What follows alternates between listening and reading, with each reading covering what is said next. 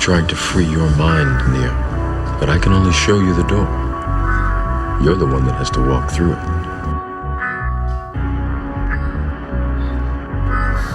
You have to let it all go, Neo. Fear, doubt, and disbelief. Free your mind. This is the Mind is Mine podcast.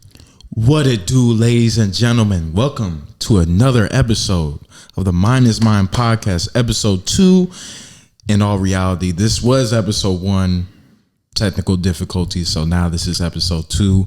My boy, Malachy Simpson, GroundedHoops, big time basketball trainer in the community. How you doing, bro? I'm blessed, man. Grateful to be on here for, like you said, was number 1, but I'll take number 2. Yeah, that's fine. I mean, do a little bit of restructure, better questions, better conversation. It was all meant to be, man. We tend to have very good conversations because, ladies and gentlemen, this is also my roommate and also a great friend of mine, a brother of mine, a brother from another mother, because his mother is white. My mother is not. Shout out to my stepmom, though. But, bro, how you doing today? How you living? Like, what's going on in your life? Let me tell you, bro. I'm blessed. Life is beautiful. I wake up every day.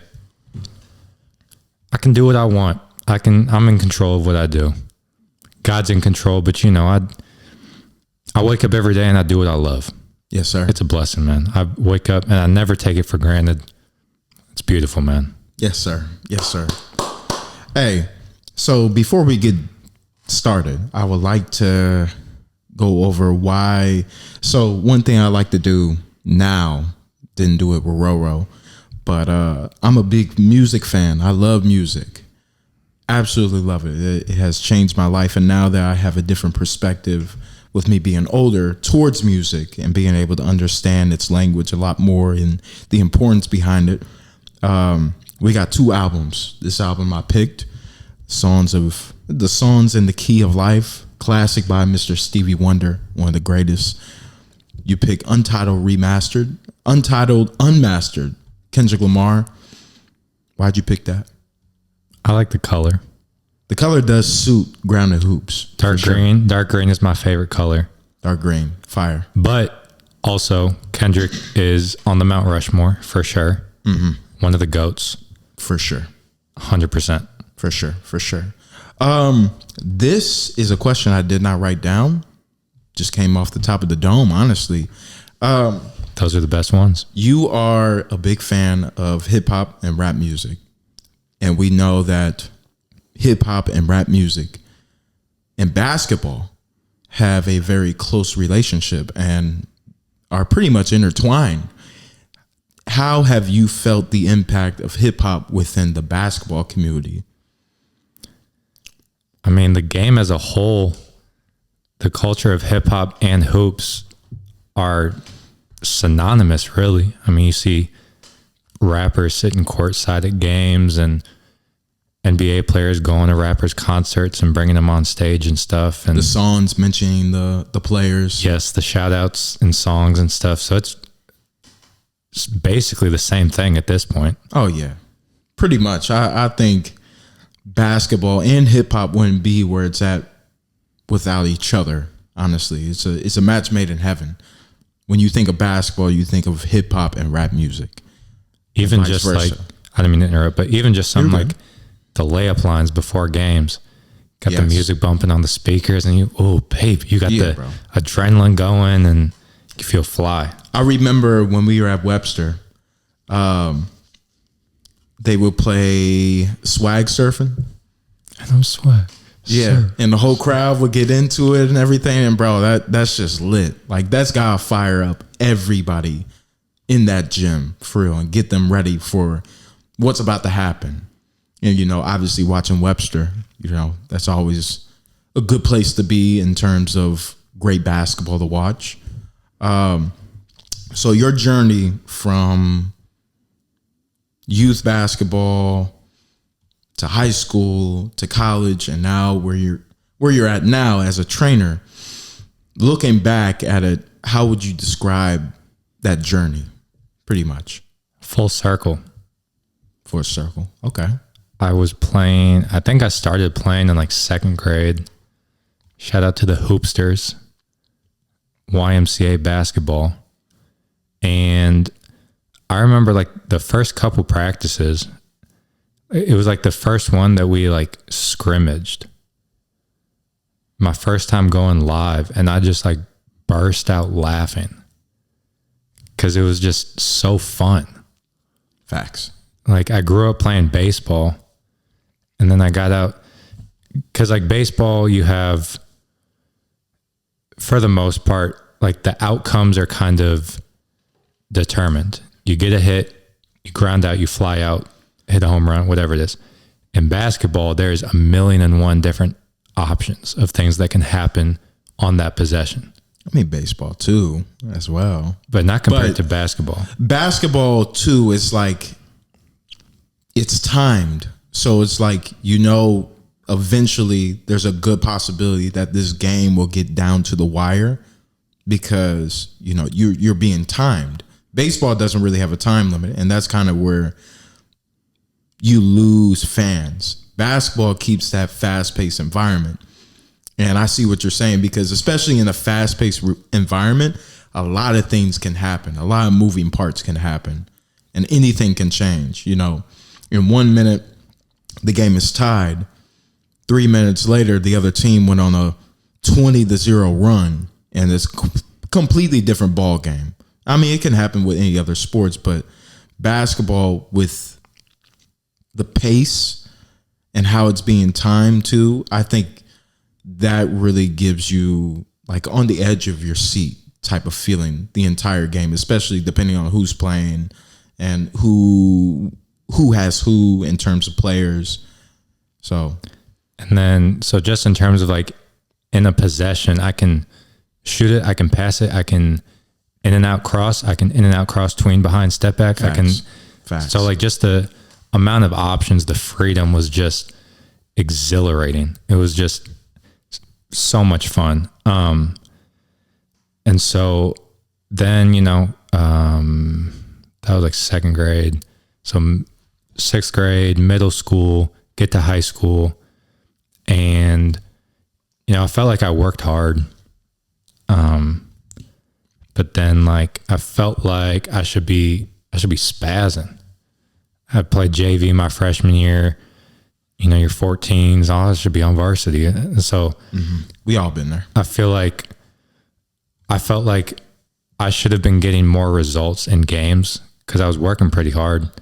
And so that kind of defined my playing career, I would say, is like I worked my ass off, but then it just got to the game and mentally or whatever, it just like didn't translate. And so I played high school, Webster Groves, big shout out.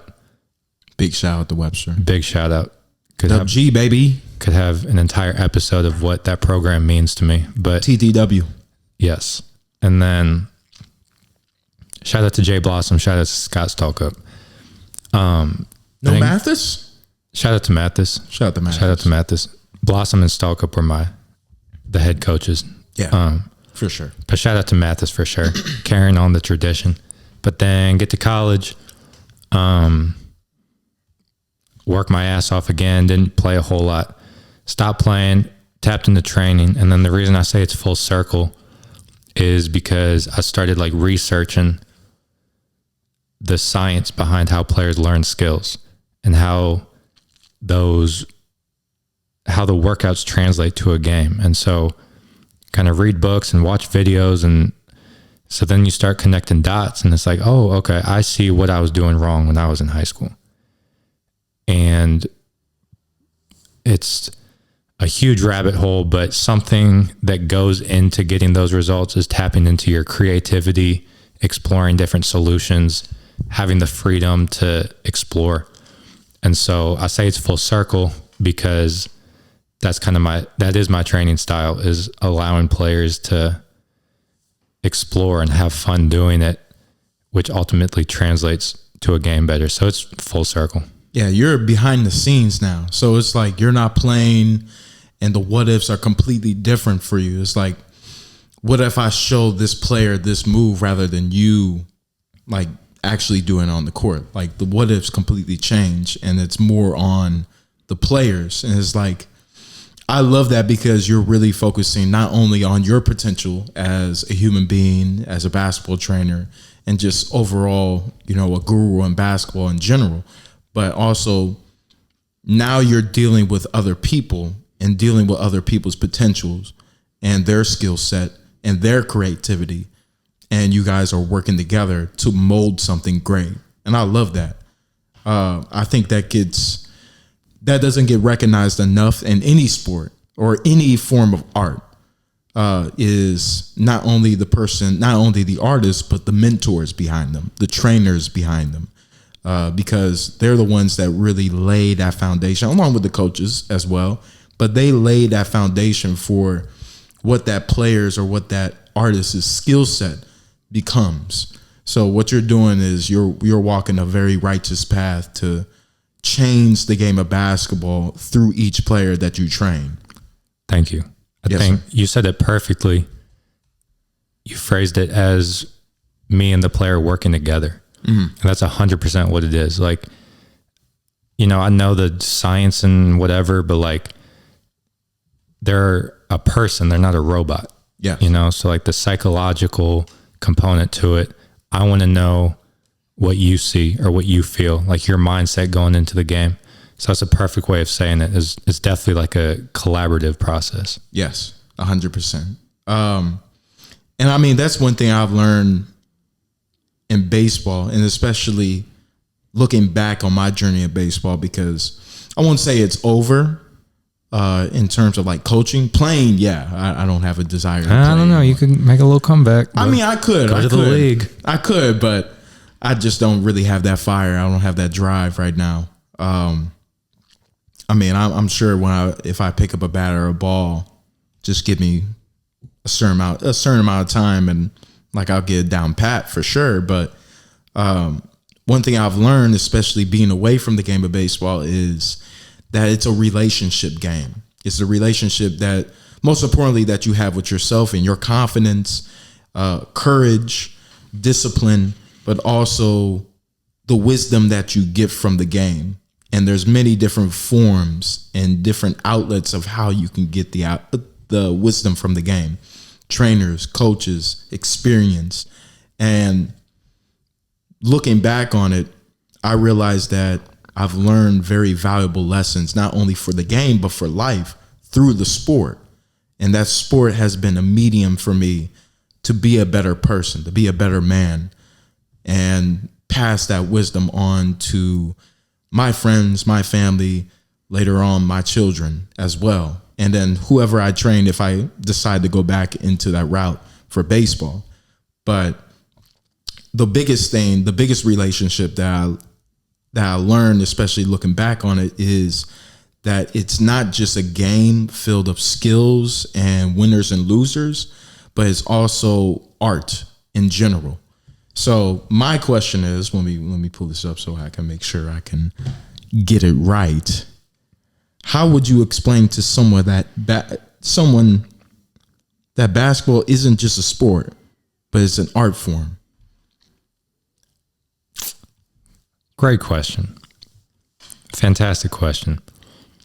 I would explain it to him as follows. So like, just lay out the details.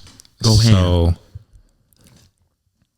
let's say in a game you have, I give this example in the YouTube video I just dropped, block practice versus variability practice.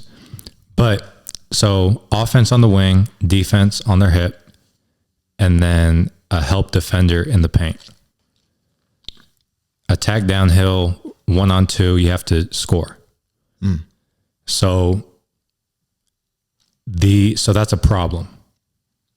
Two defenders, a ball, have to put it in the hoop. 1-on-2. 1-on-2. Yeah. And you can take that example, and it's same goes for any situation in a game. So the solution to that problem can be found, think about like a giant circle. inside the circle is the solution space. So every single possible solution to that problem is in this metaphorical circle. So I can attack downhill and shoot a floater. I can shoot a pull-up. I can finish off of 1 foot. I can finish off at 2 feet. I could Euro step. I could spin. I could pro hop. All 7 of those, however many I named, fall into that circle. And so you ask about how basketball is an art and how I would explain it. I would say that the art and the creativity comes from discovering everything that is inside that circle, every single possible solution. As a trainer, my approach is I'm not going to tell you. You have to figure it out. Mm-hmm. If you drive and get your shit pinned off the backboard, I don't have to say anything. You already know that, okay, the solution I tried didn't work out. So let me figure something else out. Mm. So by doing that, you're turning the wheels inside your own head, implicitly learning and discovering different solutions. And then maybe there's something that you come up with something that I didn't even think of. That's you and your brain connecting dots, being creative, coming up with different solutions. I love the way that you put that, for sure.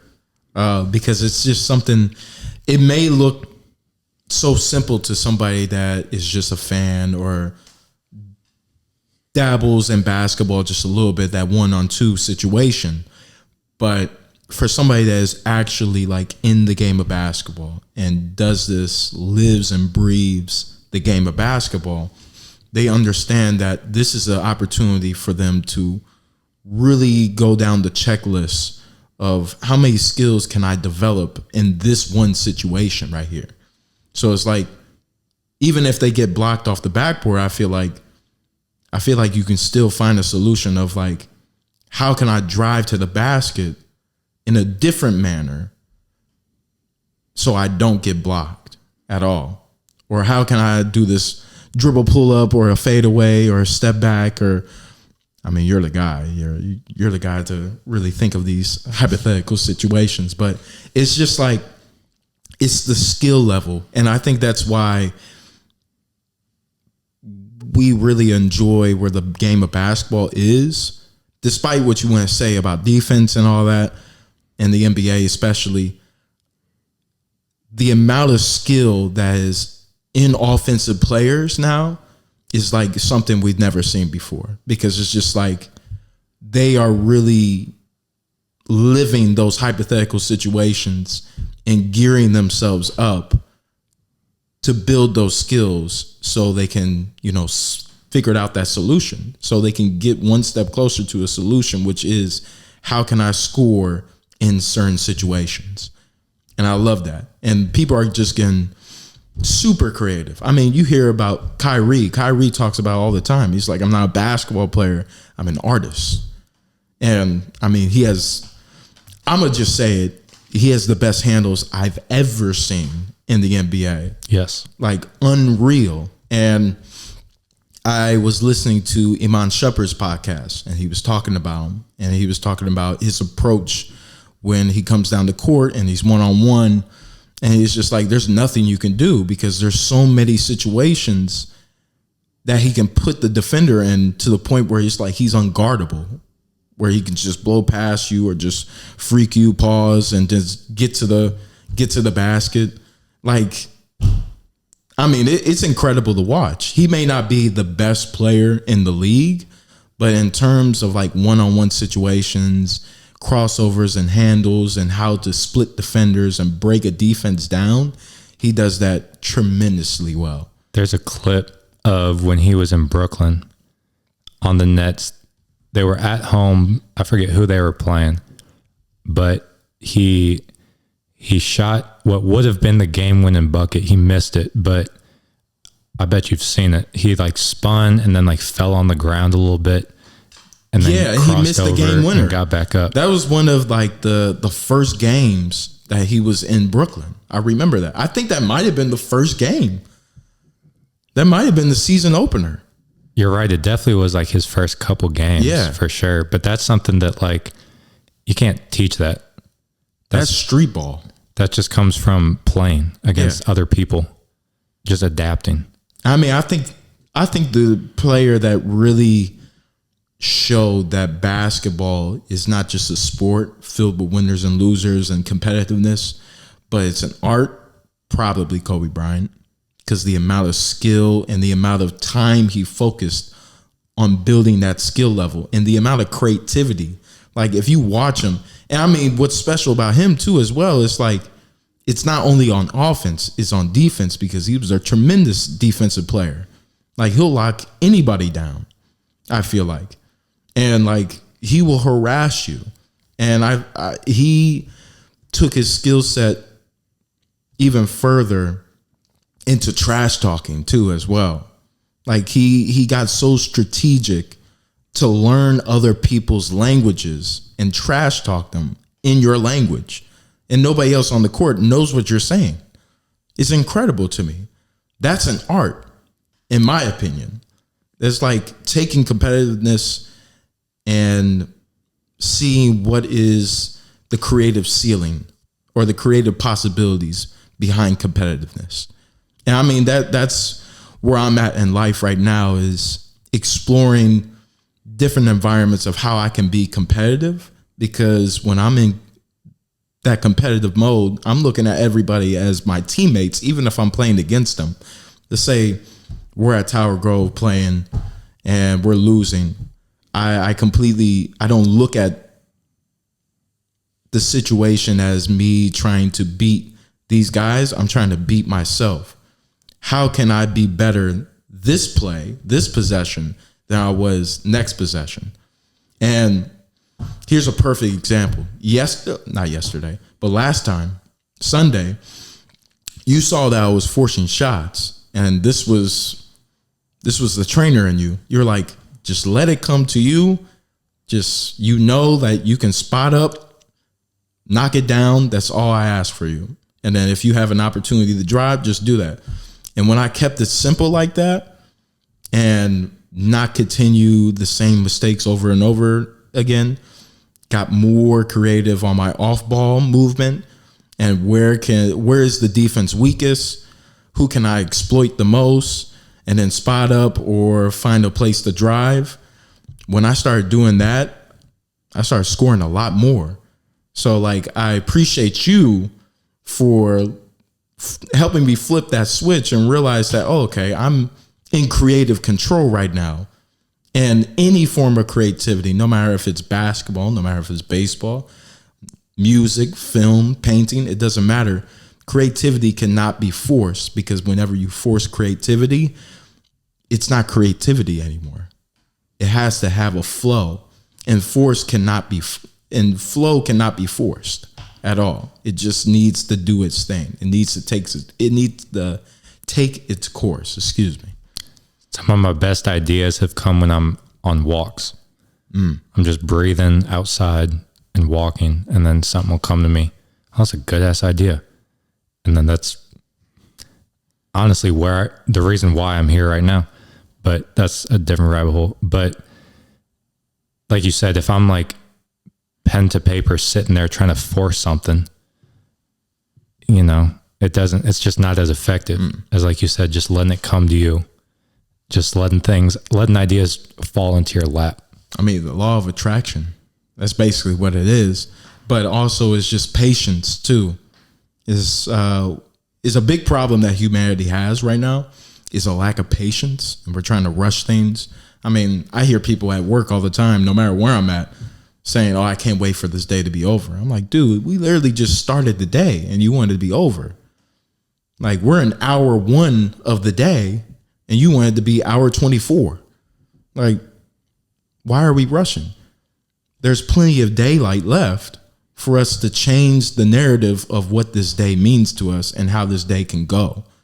And a testament to creativity as well. I think if we're not creative, then we're starting to force things. But when we tap into that creative ability and allow ourselves to be a vessel, because Grounded Hoops I don't believe Grounded Hoops was your idea. I believe that was an idea given to you from somewhere greater that we cannot fathom. Same thing with Mine is Mine. And Mine is Mine is a testament to being a vessel and allowing humanity to be a greater vessel to allow God onto earth and allow God to form earth into what it needs to be, not to entirely what we want it to be or force it to be. So my next question is, and I never asked you this question before, how do you think the game of basketball and Grounded Hoops can help a goal of mine in transcending consciousness worldwide? How can basketball be a tool, and how can you be a vessel for the game of basketball to help change lives and help transcend consciousness in a way and make the world a better place?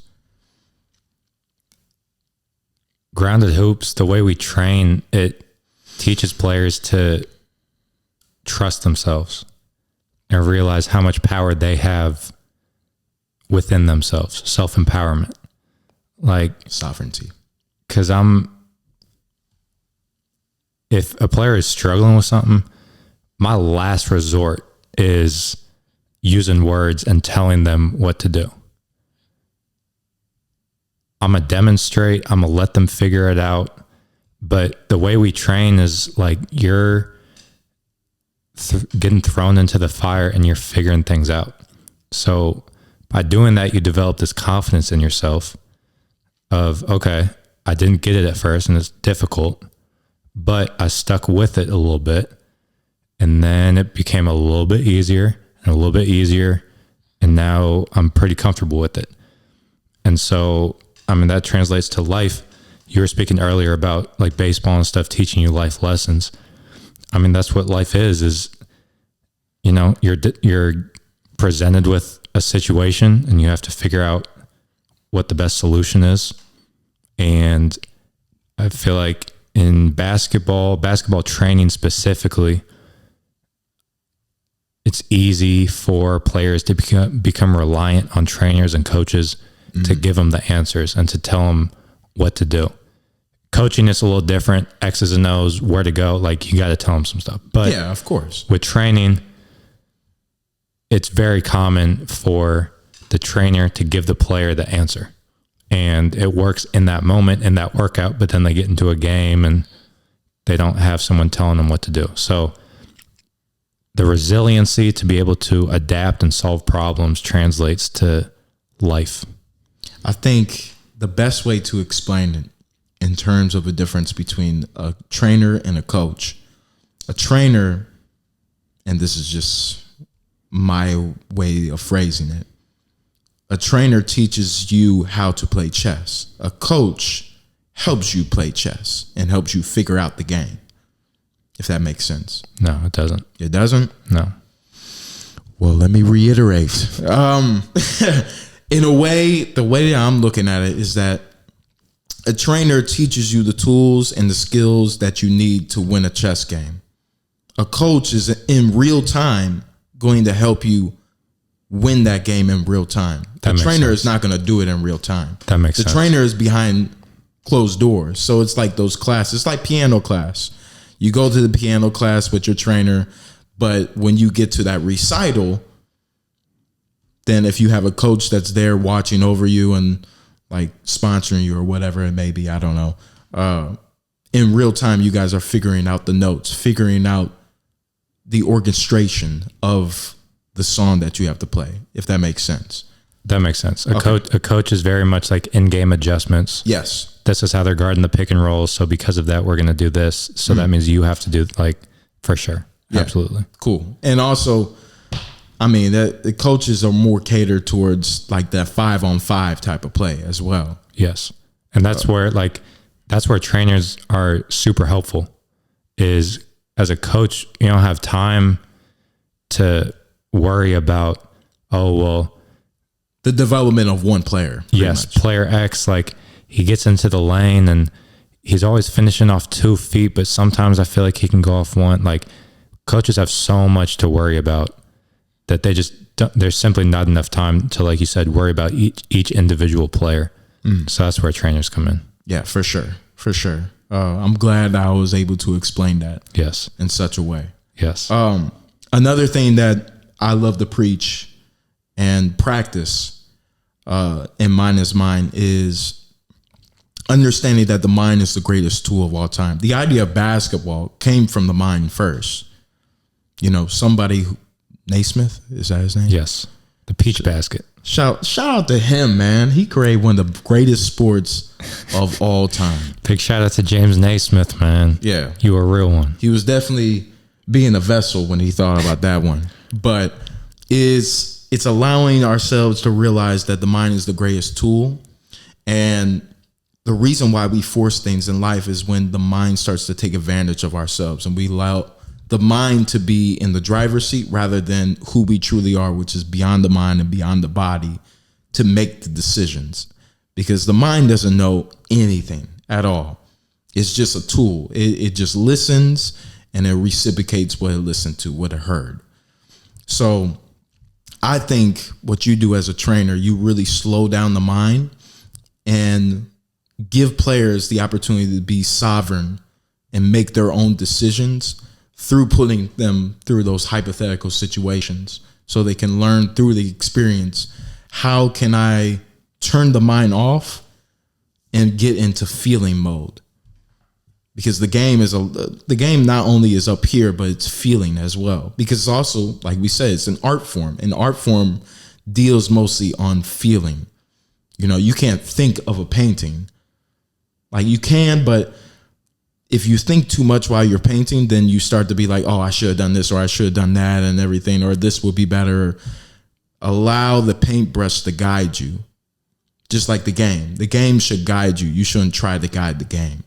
When Kyrie fell on the ground and then crossed and missed the game winner, he wasn't thinking, like when he was mid-fall in those 0.5 seconds, he wasn't thinking, okay, back in my workout, yesterday we worked on this, so I'm going to do step 1, step 2, step 3. It just happens. You can gear up for any situation and be like, oh, I think this is going to happen. And then 5 minutes later, something completely different happens. And then you're screwed because you had it set in your mind thinking that this one situation was going to happen, but that one situation didn't happen. This situation is going on. Now you have to improvise. And I think what you're doing is giving them the tools for when they have to improvise, which is damn near the entire game. Every single second of the game. Every second. You never know what to expect. Every rep, every decision, it's a snowflake. It's one of one. You're never going to do the same thing twice. Exactly. Yeah. Exactly.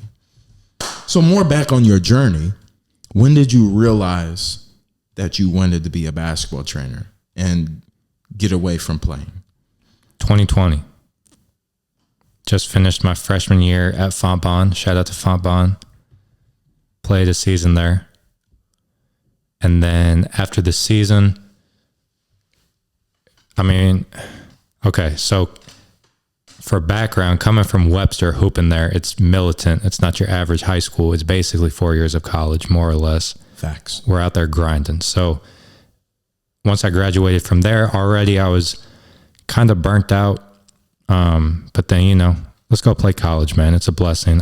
Great opportunity. Played at Fontbonne for a year.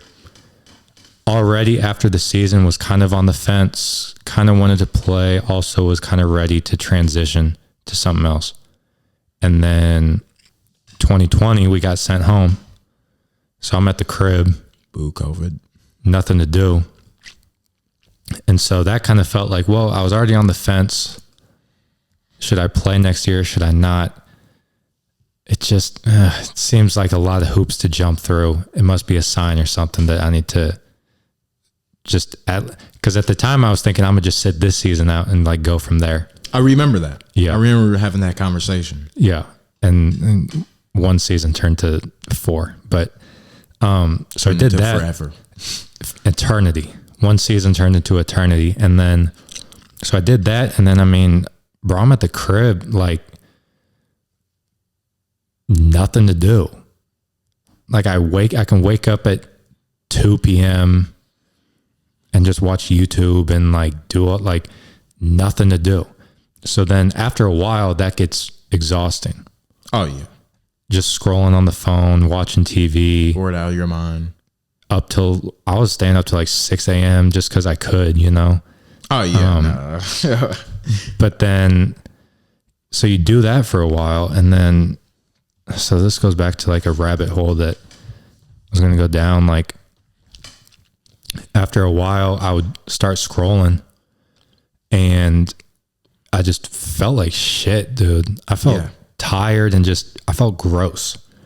And you're growth oriented. Gross, GROSS. I know, but you're growth oriented, and like stuff like that doesn't cater towards growth of any means. Yeah. And like the way I interpret that is that's God, bro. Like I didn't decide to start scrolling and then one day I just felt like crap.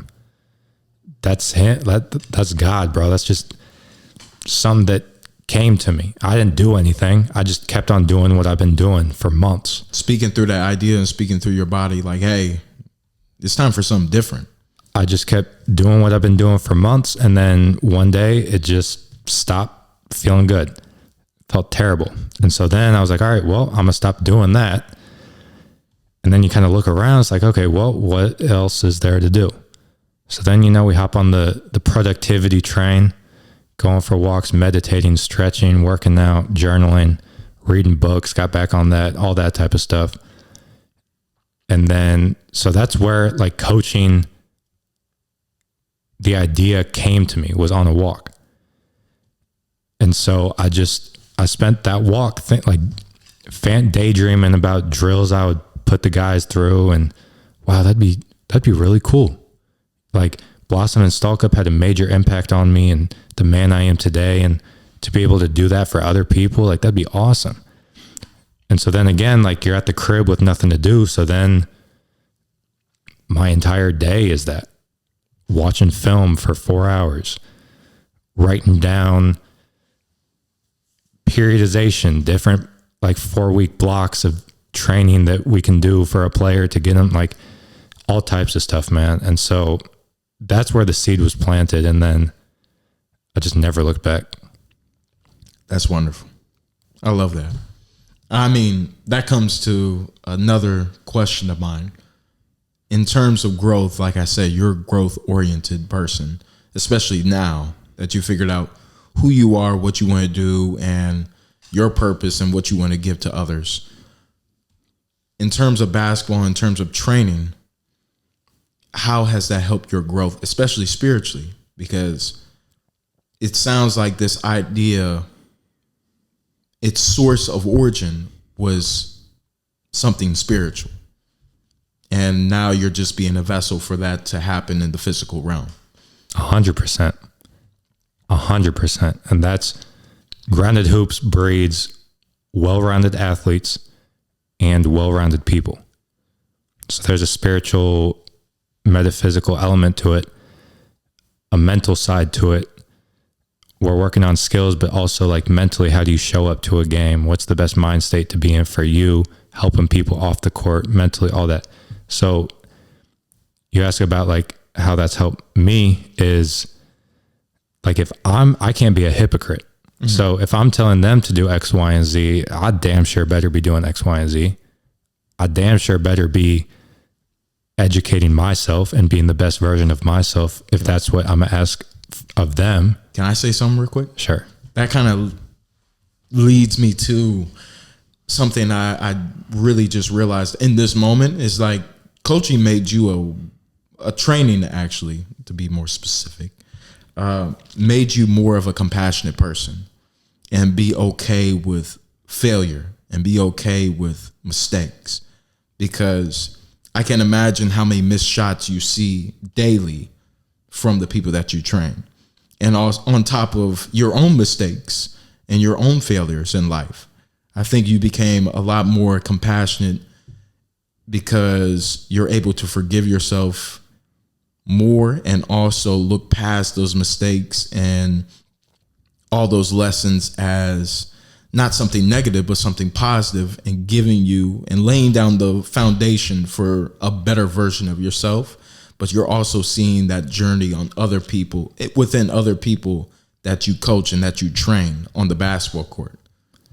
It's definitely easier to be objective about losses or lessons or whatever, because you're not a part of it.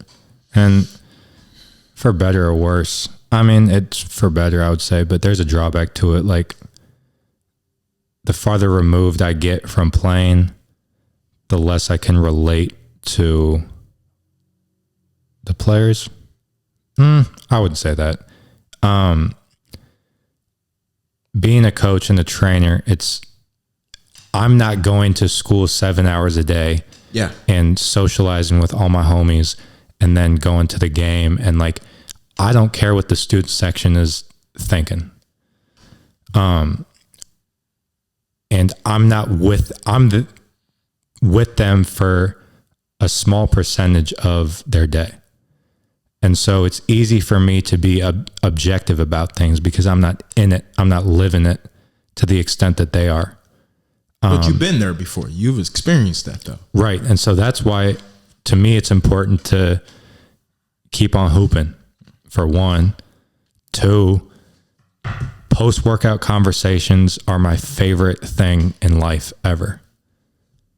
The realest, dude, so many real conversations post-workout. Those things are pivotal. What does that generally look like?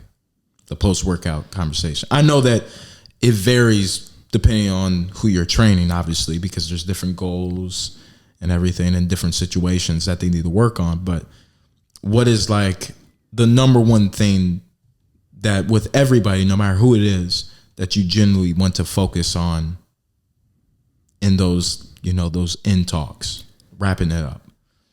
It's not one thing. It's just wherever the conversation goes, whatever the vibe is.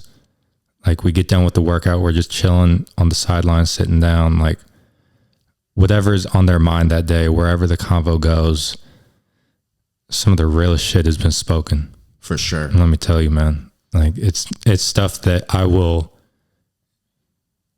carry with me and value for the rest of my life. And that's why I'm saying, like, I can tell that you're a way more compassionate person, because I feel like through those talks, you're not beating them down for any mistakes that they've went through. It's like you have a sense of compassion through your own subjective experiences. It's like, bro, I've went through this before. Like, I've went through similar failures. That's the thing too, bro, is like, I understand now. I have more of a perspective. Yes. Through high school, when, freshman year, JV, I was ignorant, thought I should have been on varsity. Freshman year of college, thought I should have been playing more. Like, damn, bro, why am I not playing? Getting all these DMPs. In those moments, I'm like, bro, this is so dumb. Like, why am I going through this? But now I understand, that experience allows me to relate better to the guys I'm training. So full circle, I get more of a perspective why I went through what I did. Yeah. And the main job of any coach and any trainer is like, the things that I've been through in life, I want that to be y'all's foundation that you build off of. And it's like, I tell that with parents as well. Parenthood should be, I should teach you everything that I know about my foundation. Like, my foundation of knowledge should be, rewind. My knowledge and my wisdom should be your foundation to stand on and then grow from. That should not be your ceiling. So if anything, you're giving them their floor, and their potential is completely up to them. If that makes sense. Yeah. They're taking the lessons and stuff that I learned, and even past my playing career, like, they're taking most of my knowledge that I have at 22 and they're 15 with that foundation, building off of it. So yeah, for sure. That's why I love mentorship in general, because that's so dope. If you're a true mentor and know how to be a teacher, know how to be a trainer, know how to be a coach, know how to be a parent or a guardian or whatever it is, you understand that your goal is to see the next generation be better than ours, be better than the last. We don't, and that's a problem that we have in humanity as well. And why I take Mine is Mine so seriously is that we are on the cusp of a time and a situation in which we can transcend everything that we've ever done before. We have the knowledge, we have the technology, and we have the character to do so. It's just, are we going to stand up to that test? Because it's not going to be easy. There's definitely going to be a lot of failures, a lot of mistakes. Just like on the court, you can't win every game. You can't win every possession, but you can try. You can work your hardest. You can put it all on the floor. And putting it on the floor is a great example for the next generation to do the same, if not harder, if not better. So in terms of mentorship, who was a mentor for you, and who do you seek out for mentorship in the basketball world? And not only in the basketball world, because I asked you that last time, not only in the basketball world, but in life in general. Because, I mean, anything can become a teacher. You know, literally, trees can be a teacher. The sound of the wind can be a teacher. Animals can be a teacher if you just sit back and watch. So, like, who are those biggest mentors for basketball and off the court? Tyler LeClaire, Coleman Ayers, my OG, Lucas, my mom, my dad, Blossom Stalkup. Really every coach, every teacher, like I can take stuff from everybody, bits and pieces, and it helps. As I've gotten older, I've started to take people's advice with a grain of salt. When I was younger, I used to think that any advice I got was just this freaking like eighth dimensional entity telling me my future, and like, oh wow, dude, yes, oh like 100%, dude, for sure. Think of that? Yeah, you're so smart.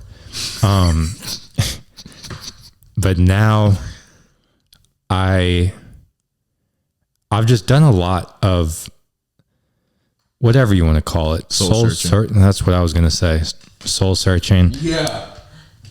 Just going for walks, man, tapping into my own psyche, reading books, watching videos, a lot of solitude. Like, so I know myself very well, and I know where I'm headed, and I know what I'm doing. And so the advice I get, I take it with a grain of salt.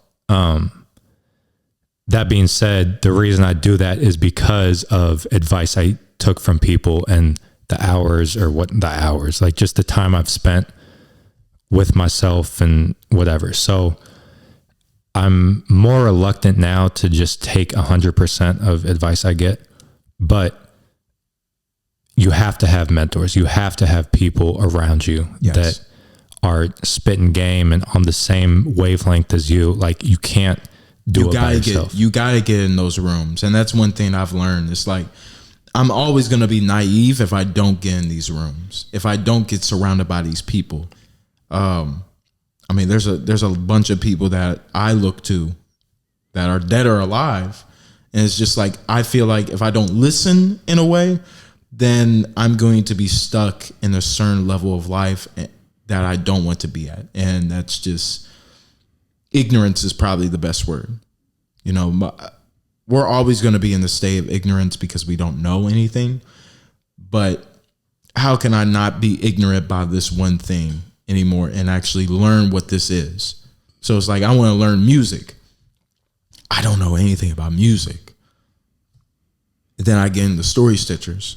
I put that into the universe. Now I'm in a place where there's so much knowledge about music, even from kids younger than me, almost 10 years younger than me, that know so much about music.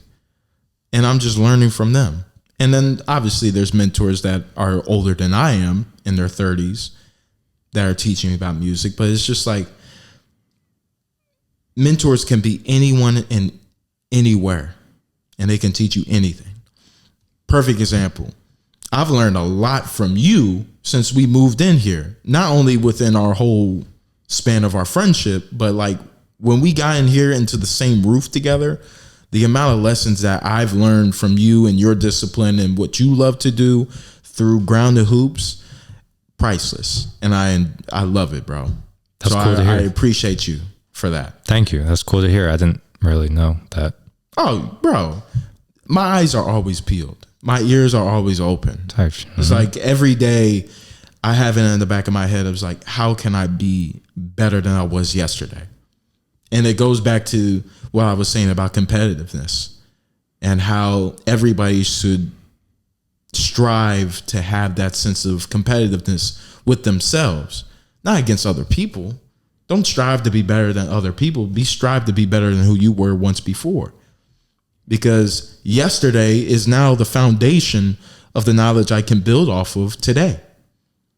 And then today is going to be the floor for the foundation. Tomorrow, what am I saying? Today is going to be the foundation of what I've learned tomorrow and build off of. Every single day needs to repeat that process. And if I'm not repeating that process every single day, then I feel stagnant. I don't feel like I'm doing anything. And sometimes the best things I can do is just sit down and do nothing and just meditate and allow life to come to me. Just like you should allow the game to come to you. You should allow wisdom to come to you. You can't force wisdom to happen.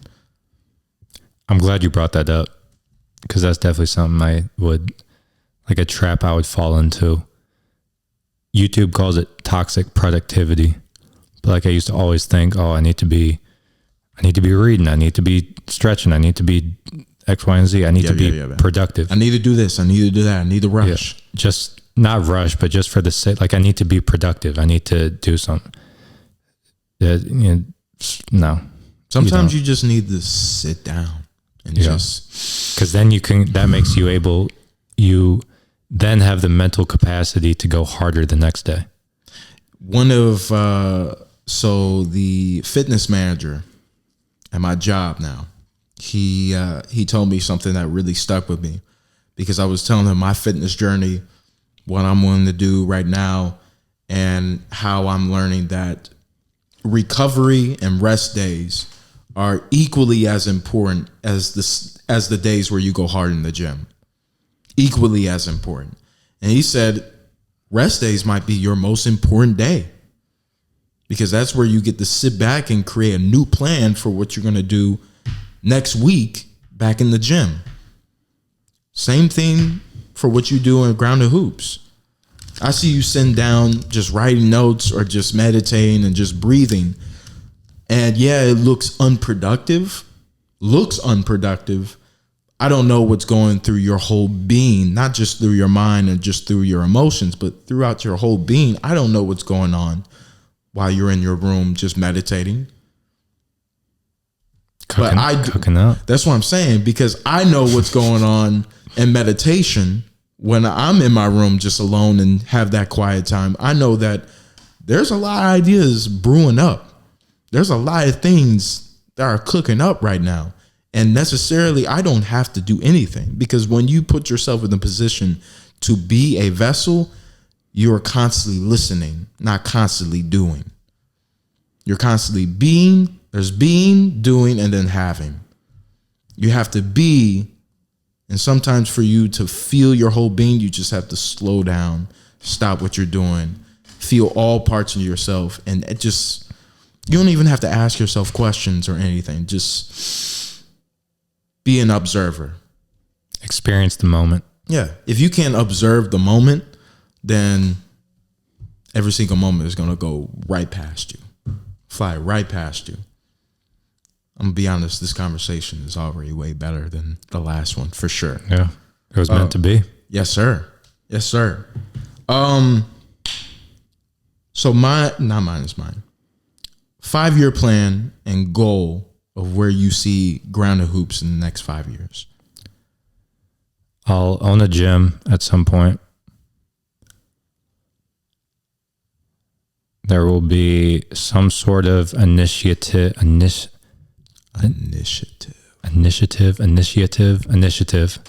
some sort of movement, some sort of progress towards improving youth sports.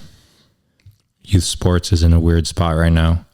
Yeah, So I really want to talk about that too. we can sure. dive deep into that. So something like that, whether that's like educating other coaches via public presentations or making an online course or making my own youth league or something like that. Those are two things in my plan. If it's in God's plan, it'll happen. Of course. I'm on God's time, man. I think the whole goals thing is, I go back and forth on it. You definitely have to have a direction of where you're going. Mm-hmm. Just don't force it. Definitely have to have like principles that you stand on, daily habits to be the best version of yourself. There's also a difference between a soul goal and a troll goal, goals that like other people that you think you should have. There's a difference between goals that people place upon you type shit. There's a difference between, like, in my brain, I have an idea of what could happen. God may have another plan. In my head, I couldn't cook up where I am right now. So I go back and forth on it, but I'll own a gym at some point and something with youth sports. That is one thing that I've learned, especially through my path in Buddhism, is that if we hang on and attach ourselves. Shout out to the Buddha. Shout out to Buddha, man. Shout out to Jesus. Shout out to Shiva. Shout out to Muhammad. Shout out to all the prophets. Shout out to all the prophets. Like the Avengers. Yeah, man. The spiritual Avengers. Give me a crossover episode. But that's one thing I've learned in my path of Buddhism is like attaching myself to desire is only going to make me suffer even more, because now I'm doing unnecessary things to fulfill a desire, when all you have to do is put that goal, put that desire out into the universe and detach from it. The law of detachment. Create something, create an idea, have a direction. How it gets here, how it manifests, how it materializes, completely up in the air.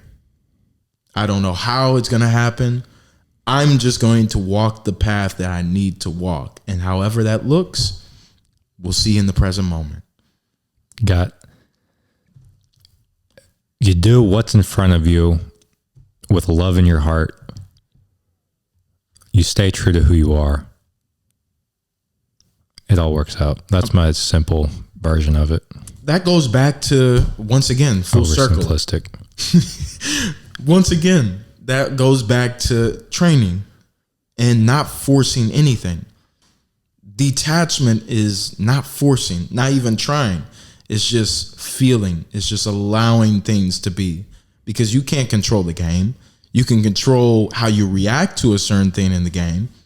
You can control how you react to this possession or this defense or the plays that they're running, whatever it may be. You might be able to express that a little better. A little pistol action. Yeah. Uh-huh. You know. A little zoom. Yeah.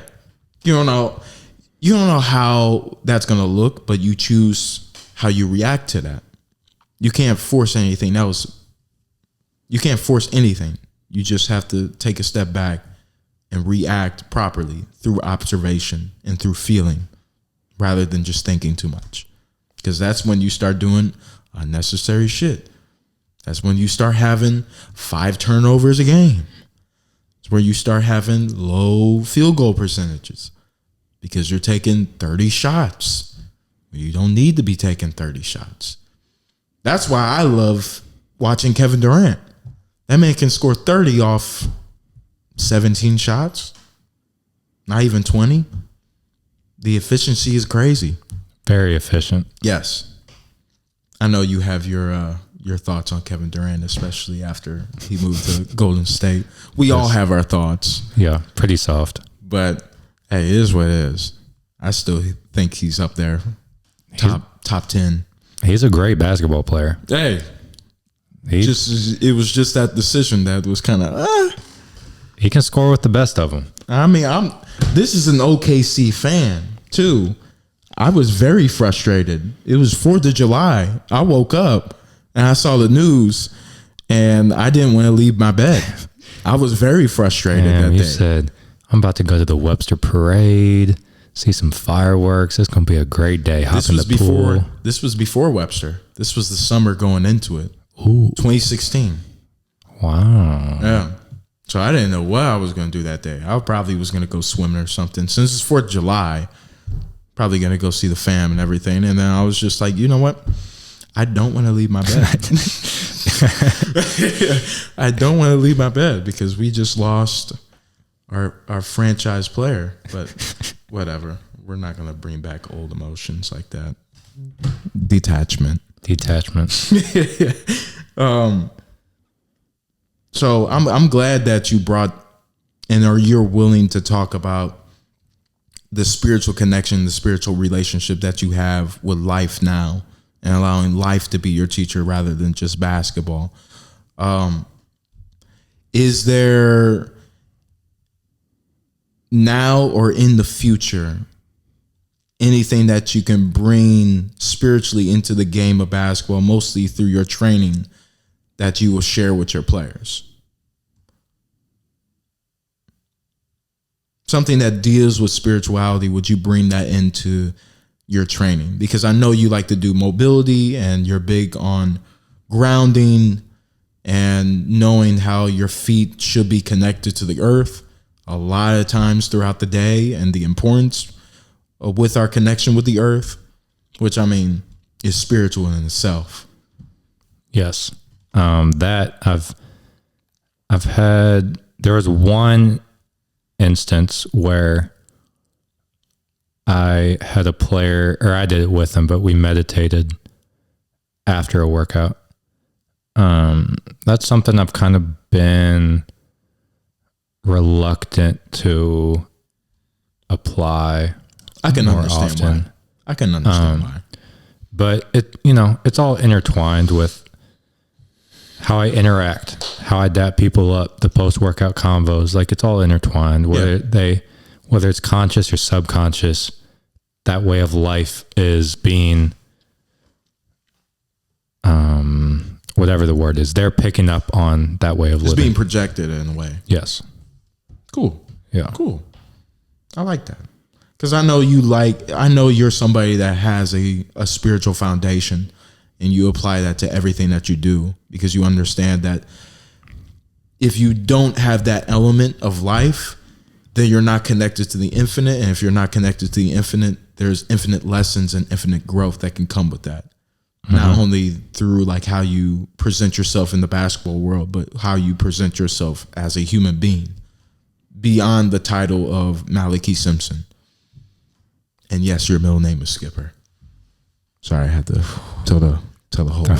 Throwing the government out there, man. Yeah. Hey, I'm throwing everything out there. On the internet, dude? Oh, man. Jeez. Really? Come on. Really, bro. man?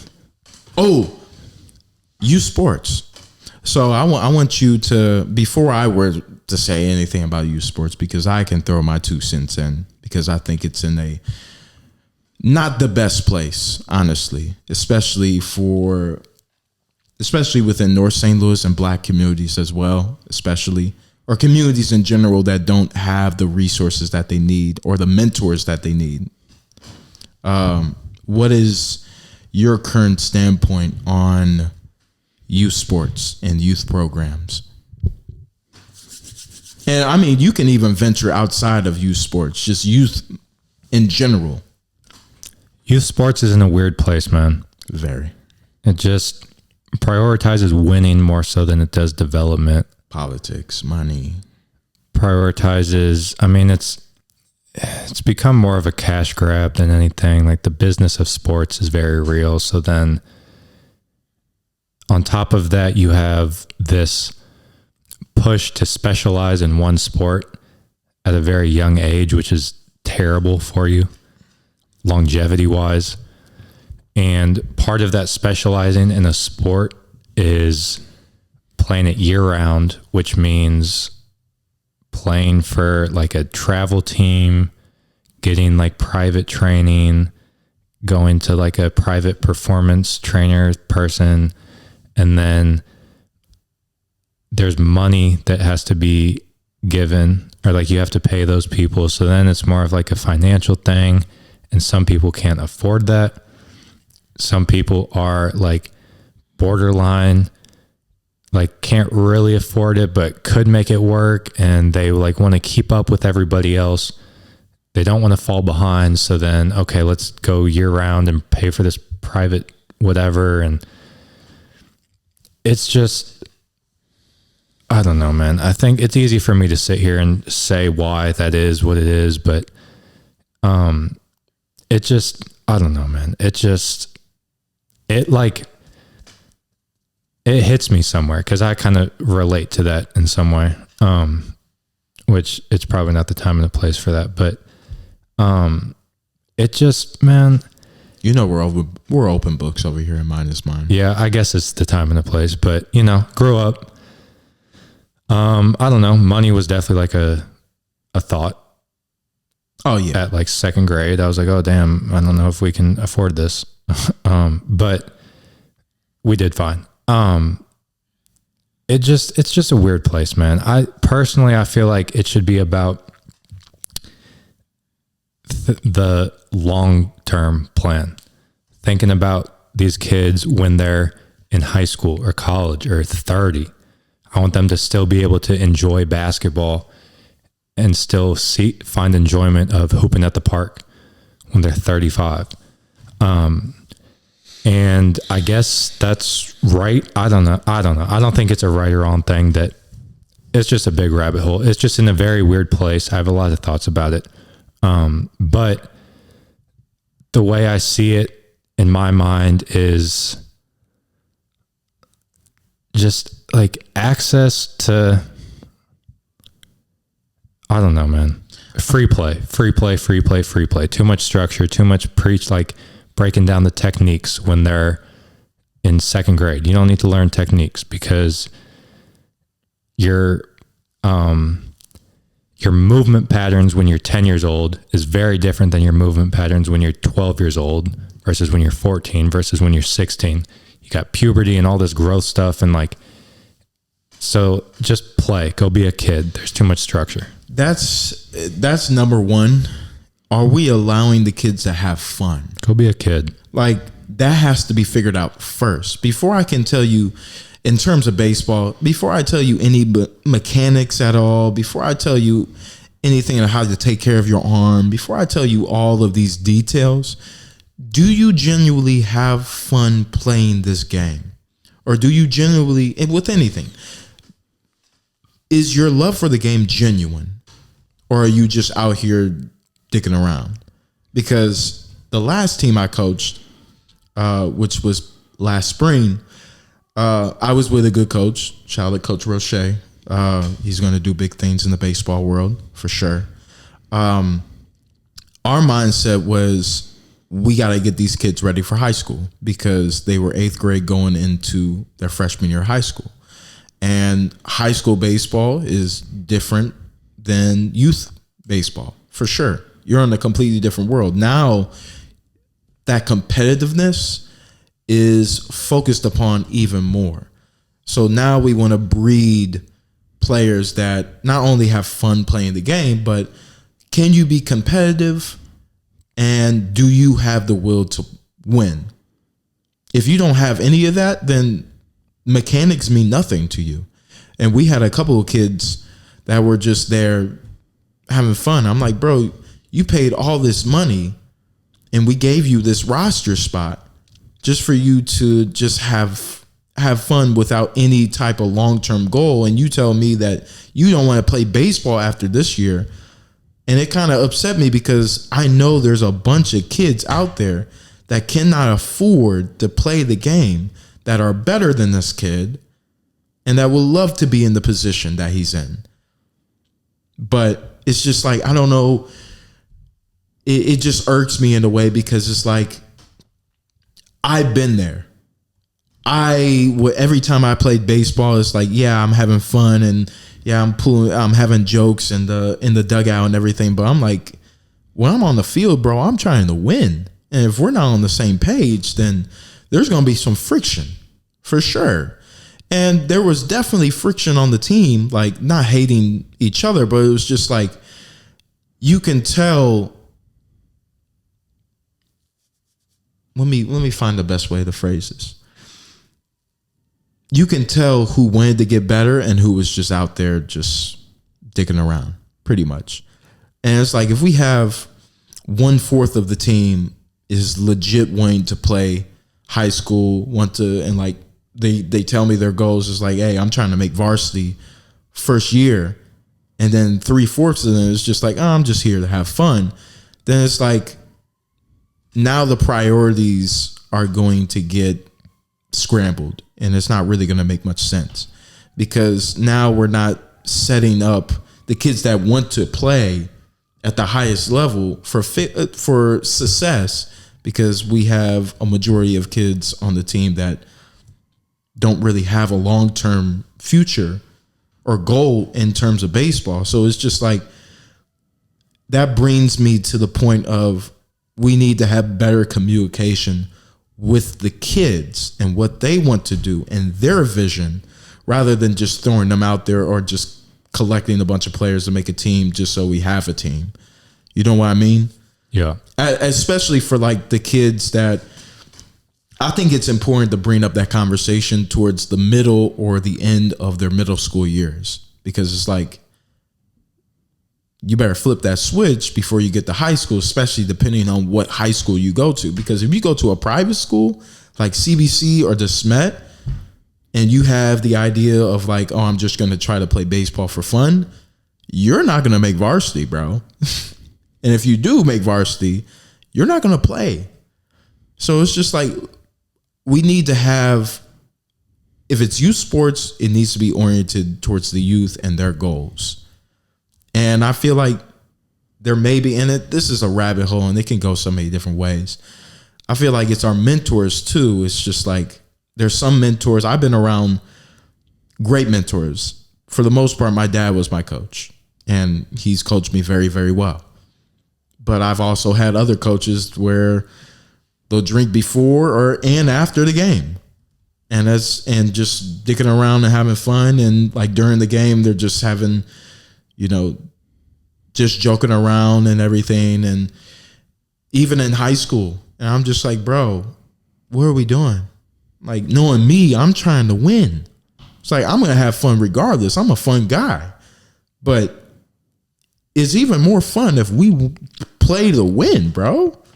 So I don't know. I'm huge on competitiveness, especially for the older kids. I understand what you're saying for the younger kids. We got to figure out, do you have fun playing this sport?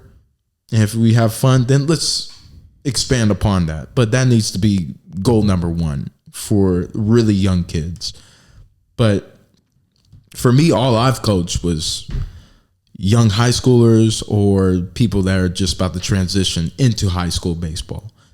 And it was just like, it was every team that I've dealt with, we had a few people that were for sure going to be some studs and that knew they want to play. And then other kids that just dicking around, and that just kind of I don't know how you feel about that, but that just irked me. I like it. I mean, it's just tough because I'm in the same boat. Like, yeah, I'm here to win, bro. Yeah. I'm not, dude, we're going to win and I'm going to work and I'm going to play hard and like, we're here to win, dude. If you want to play for fun, that's fine. Join a CYC team. Yeah. Yeah. Not a travel squad where you have to pay. But then that's the thing, bro, is like, you got the agenda of the player, what they want to do. You got the agenda of the parents, what they want to do. And then the coaches, the organization. But just as far as what team that the player goes on, like maybe his friends are playing with the travel team. Mm-hmm. I don't want to play COSC. I want to be with my friends because that's like what's fun. So it's just, there's a lot of factors for sure. A lot of factors. And I don't have the solution yet. I don't. Oh yeah. That's a community solution. But I think where we can start is, if it's youth sports, the number one focus has to be the youth. We have kids. to ask them the questions like, what are you here for? Like, what are you trying to earn? What are you trying to play towards? Are you trying to play at the highest level, or are you just here to have fun? There's no wrong answer. It's just like, we got to figure out where you fit, because baseball has room for everybody. People that just want to dick around, there's leagues for that. There's always going to be a place for that, but there's always going to be a place for somebody that wants to play at the highest level.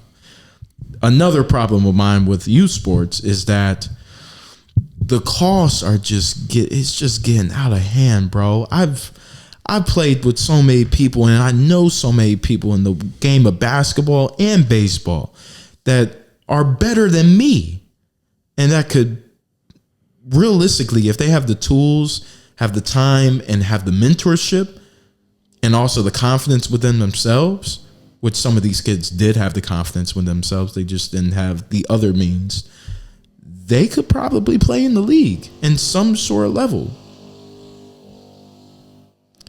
I guarantee you that was probably a car or something. Sounds like a lawnmower. I know, but Probably. have you heard some of the cars that come down the street and Yeah. what they look like? Bro, it's so funny. That was weird. It's so funny. So, shout out to Southside St. Louis, man.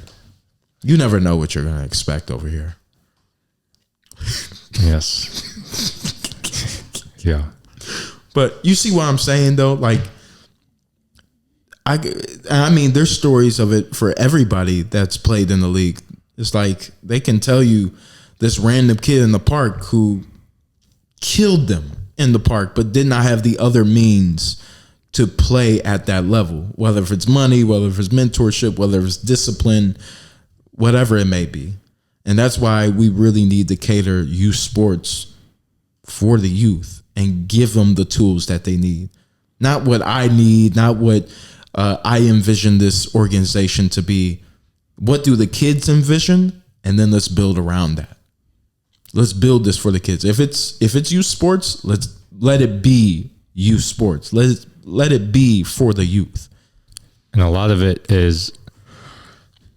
comes from parents like living vicariously through their kid. Yeah. And easy for me to say.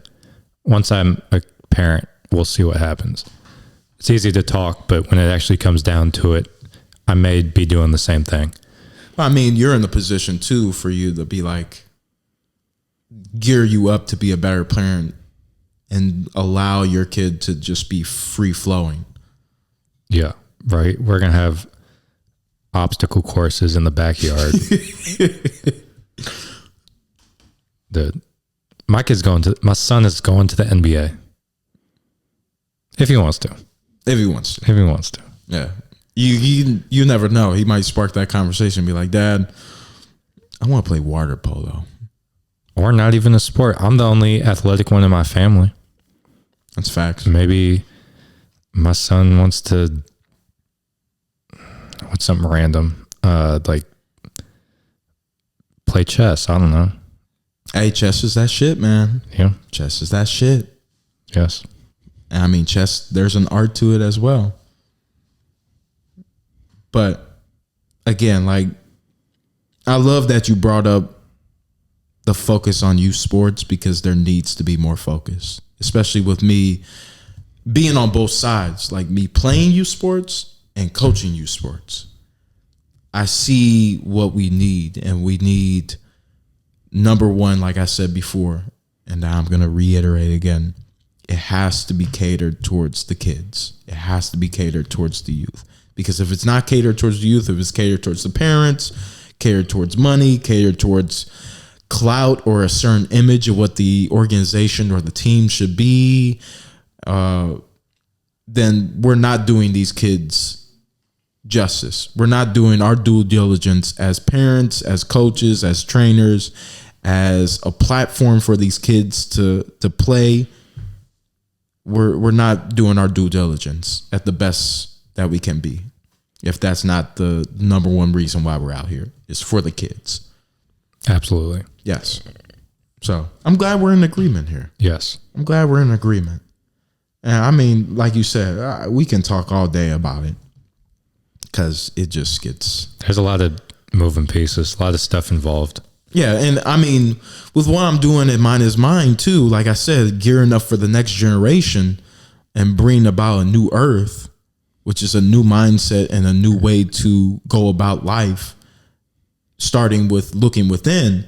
It's very important that we give the opportunity for kids to sit in the driver's seat rather than saying, wait till you're older, wait till you're older. I'm like, nah, when I have a kid, yeah, I'm going to teach him all I know and everything and reiterate that and also teach him the safety and all that. But I'm going to let my 2-year-old teach me something through their creativity, because I guarantee you I'm going to learn something from them, because kids are creative people.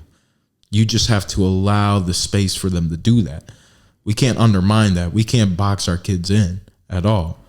And that's the reason why I was going off about youth sports, is because I feel like we're boxing our kids in some way, somehow, whether if we're parents are trying to live through them, or it costs too much, or you live too far, or you don't fit the standard, or whatever it may be. It's just like, I think we're trying to mold kids into robots rather than them just being kids. Yeah. Free play, be a kid. Yeah. It's important, man. Yes. So you have a podcast. Shout out to the Grounded Theory podcast. What's your dream podcast? I know you had a very, very interesting answer to the last time I asked this. Because you asked me 3 guests. Is this just 1 guest? Yeah, let's go 3 again. 3? Let's see if you remember your answer. Oh, I remember. I remember. Let the world know. Yeah, I don't think I would change it. So it's me and 3 guests. I'm having a waste management employee. I'm having a owner of a private company. Waste management. Yeah. I like how you remember that, because I gave you the choice between Waste Management and Republic, and you said Waste Management. Because of the colors. And then a monk. That would be a very interesting conversation. Lots of different perspectives. Yeah. Life is perspective. So I think it will be more intriguing to see how you guys align and can agree, rather than the different perspectives and the different directions that it can go. It's like, what is that one or certain things that you guys can agree upon? That would be very interesting. Everyone would learn a lot. Oh, for sure. For sure.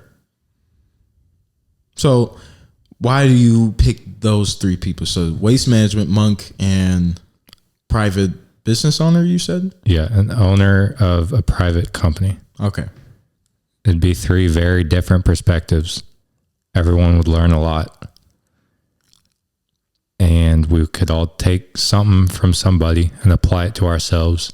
And like those 3 people, 3 walks of life, and my walk of life aren't really crossing paths that often, if at all. Much less having an in-depth conversation about their journey, what it was, you know what I'm saying? So lots of knowledge. What about dream podcasts with NBA profiles? So it can be NBA trainers, NBA coaches, NBA players. 3 of them? Yeah, 3 of them. Gee, I mean, you can do one of each, honestly. I would go Doc Rivers, see why he knows he blew. I know where you're going with this. Figure out why the hell he's blown so many 3-1 leads. No, I would go Mike D'Antoni. Oh, I thought you would say Greg Popovich. That's a good one. I would go Mike D'Antoni. That's interesting. Okay. That kind of shocked me. I thought you would say Greg or Phil. Or maybe even what's his name with the Heat? Eric Spoelstra. No, not Eric Spoelstra. Pat Riley. Pat Riley. I would get Spo on here, actually. Spo will be a great conversation. Heat culture. Yeah. Yeah. He's coached some pretty good players, too. And then... Really good players. Dang. Player or an NBA Spo. trainer. Spo, Mike D'Antoni. And then I would go like Brendan Haywood. Who's that again? Exactly. Exactly. NBA journeyman, bro. He was in the league for I don't know how many years, probably like 12-ish. He was on the Like Jay Crowder. Yeah. He was on the Mavs team that won the chip in 2011. But I would get an NBA journeyman who's bounced around from team to team. That would be a good conversation. Yeah. Because that's the majority of the NBA. You got the all-stars that everybody knows, but that's like The franchise tags and all that. that's like 20 players. Luka, LeBron, all them. That's like 20 players out of 450. The majority of the NBA is Jay Crowder, DJ Augustine, shout out, Jason Terry, Jason Kidd, like the journeyman. TJ who? McConnell, TJ McConnell. TJ McConnell, The greatest to ever step on the basketball court. the GOAT. Yes, easily. Yeah, for sure. That kind of shocked me. The Mike D'Antoni one really shocked me. He's revolutionized the game. Oh, yeah. Offensively. Yeah, because he coached the Suns. Yes. He coached the Nets a little bit. Not head coach, but offensive coach. Yep. And James Harden in the Houston. Rockets. I mean, that is true. In terms of offense, like, he definitely revolutionized the game and made it what it is today. At least contribute to it. Yes. In a very big way. The Suns team was how teams play now. Pick and rolls, catch and shoot threes. That's what it was, playing fast. For sure. Do you agree that Steve Nash won 2 MVPs over Shaq? I don't know. I was too young. I know Shaq is pressed about it. That's the only reason why I asked. I know Shaq is heated. It's so funny to see him heated on that. Inside the NBA is the number one. Great television. Yeah, bro. That's the number one thing. If I don't like ESPN anymore, like I can't stand ESPN anymore. Inside the NBA is where I go for anything. He said it's supposed to go 1, 2, 3, not 1, back to 2, back to 3. Hey, shout out to the big ass women in San Antonio though. The churros.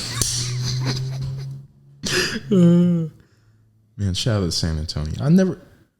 I've been to San Antonio. Let me stop. Another basketball question. Like almost every other question I've asked. But in terms of like what ifs.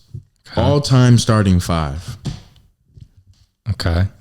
So same question as last time. Is this the 5 best players or am I building a team to go to the park? 7-game series. 7-game series. 7-game series. Okay. 6-man too.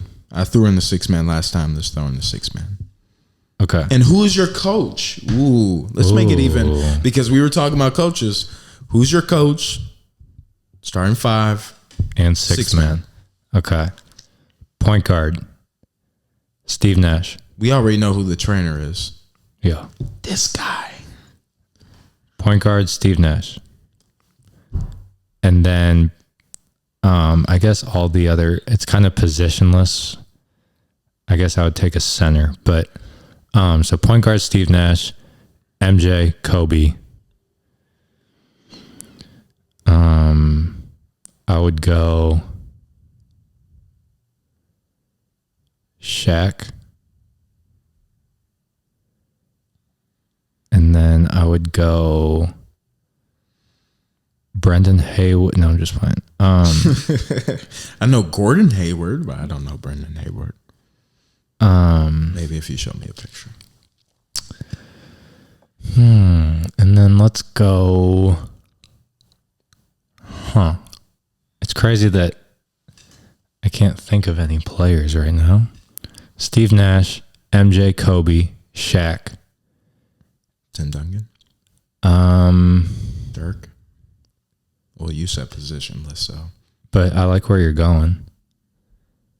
We could throw Timmy D in there. Shout out to Timothy. Timothy Duncan. Okay. Let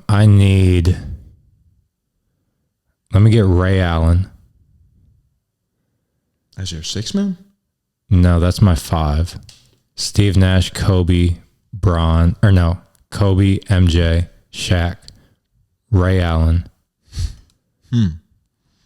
And then give me... How tall is Ray Allen? 6'4", 6'5"?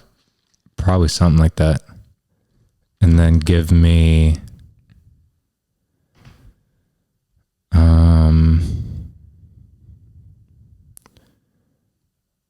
I'll take Giannis. A 6 man? Yeah. Nice. And then my coach would be Spo. That's nice. Yeah. That's We're nice. going undefeated. That's nice. Yeah. I like that. I like what we're doing here. Yeah. I like that. I like what we're doing here. For sure. For sure. All right. I got one last question. And I think this is going to be the most important question. How are you, Ted? I'm just kidding. What do you want? Because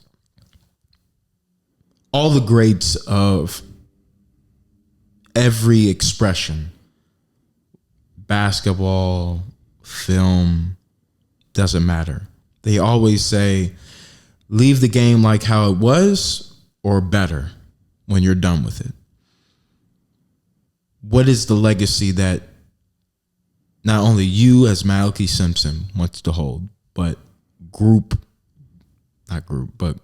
Hoops? What is the legacy that you want to lay and leave for basketball worldwide? Because I see it, you have the potential for this to be a worldwide thing because basketball, and honestly, you doing this is at the perfect time because basketball is a more worldwide sport than it ever has. Because if you look at the best players in the league, a majority of them are from different countries. Shai is from Canada. Luka is from Europe somewhere. Jokic is from Serbia. Giannis is from Greece. It's becoming a more international game than it ever has before. So knowing that you're going to take this worldwide, what is the foundation that you're going to lay down for basketball and that legacy? Creativity, self-empowerment, thinking for yourself, realizing that you have the answers within you, but also being humble enough to seek out guidance and just rethinking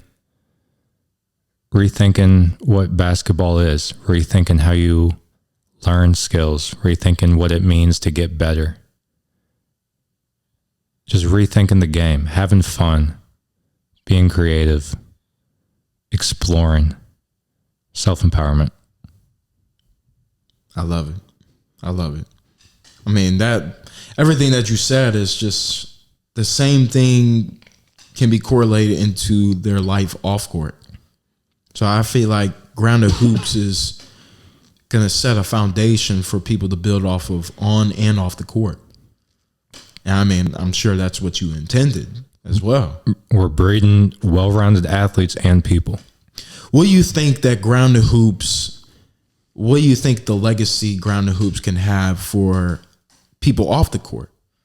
So let's say somebody stumbles across Grounded Hoops, because I feel like it's easier for you to answer the question, the legacy behind the legacy that Grounded Hoops will leave for people on the court in basketball, but the legacy off the court, will that be the same thing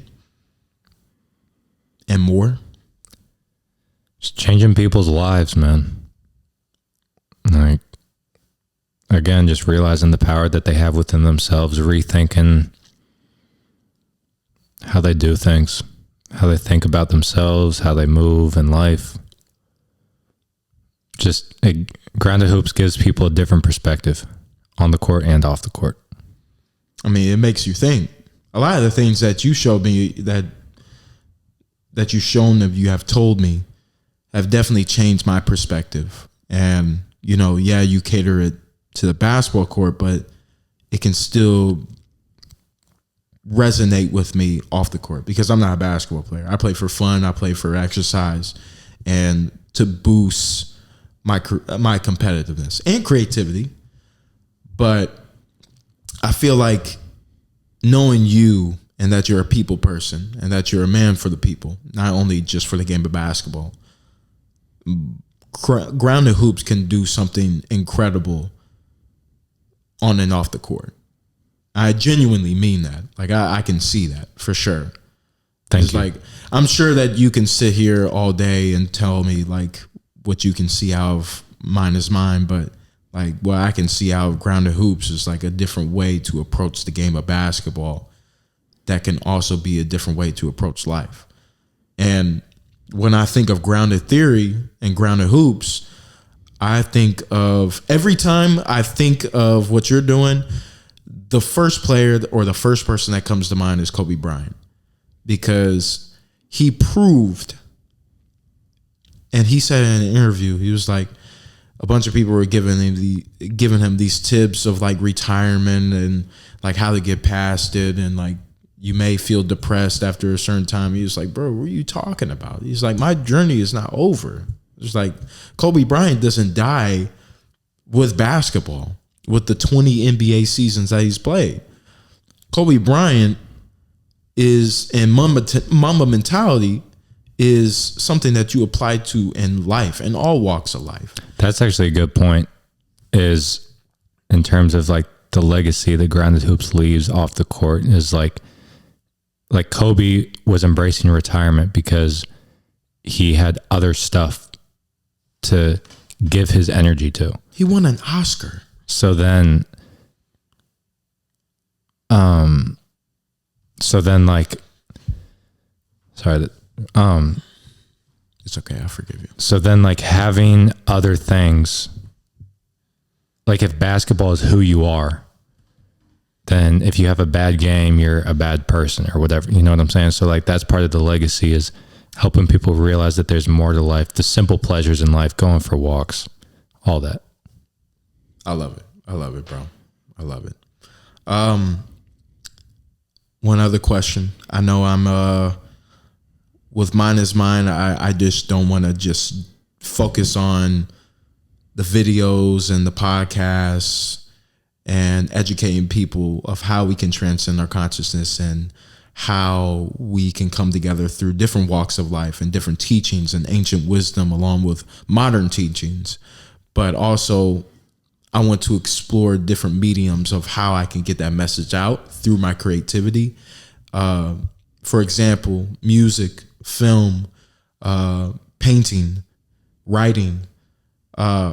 Those are all different mediums of how I want to express Mine Is Mine, rather than just getting in front of the camera and just talking about, or setting up meetings to talk to people and, have like consulting in a way or something like that. Therapy. There's many different things that I can do with that. And there's, like I just said, with Grounded Hoops, there's many different things that you can do with that. Are you expanding outside of, I know you are, but what does your expansion outside of Grounded Hoops look like, and how does that affect Grounded Hoops?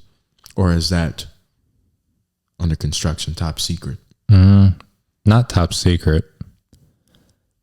There'll be some expansion, a lot of expansion. I don't have anything specific right now. The podcast is a little bit of an expansion, but there's just so many avenues that I can go down.